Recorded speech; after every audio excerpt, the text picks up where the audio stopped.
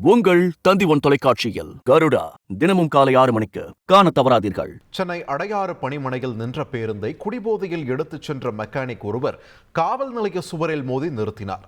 இது குறித்த கூடுதல் தகவல்களை எமது செய்தியாளர் சசிதரனிடம் கேட்கலாம். சசிதரன், வணக்கம். இந்த சம்பவம் எப்பொழுது நடைபெற்றது? வாகனத்தை எடுத்துச் சென்ற அந்த மெக்கானிக் சுவற்றில் மோதிய பிறகு அவருடைய நிலை என்னவாக இருக்கிறது?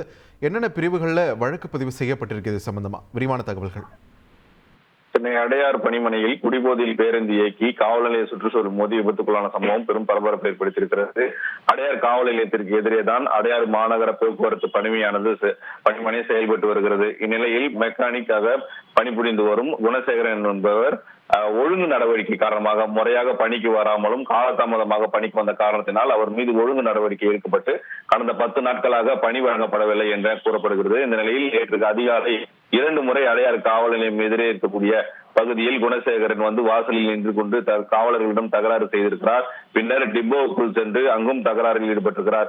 அதிக அளவில் மது போதையில் இருந்த அவர் பணிமனையில் இருந்து மேற்கு தாம்பரம் நோக்கி செல்லும் பேருந்தில் ஏறி அமர்ந்து அதிக வேகமாக இயக்கியிருக்கிறார். வேண்டுமென்றே அடையார் காவல் நிலையத்தின் காம்பவுண்ட் சுவரில் மோதி பேருந்தை நிறுத்தியிருக்கிறார்.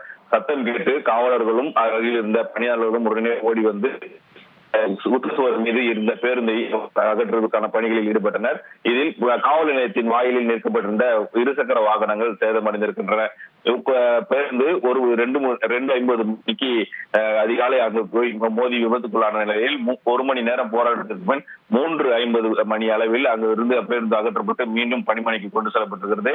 அந்த பேருந்து இயக்கிய மெக்கானிக் மீது ஒழுங்கு நடவடிக்கை துறை ரீதியாக மேற்கொள்ளப்படும் எனவும் காவல் நிலையத்தில் அவர் மீது புகார் அளிக்கப்படும் எனவும் அந்த பணிமனையின் மேலாளர் தகவல் தெரிவித்திருக்கிறார்.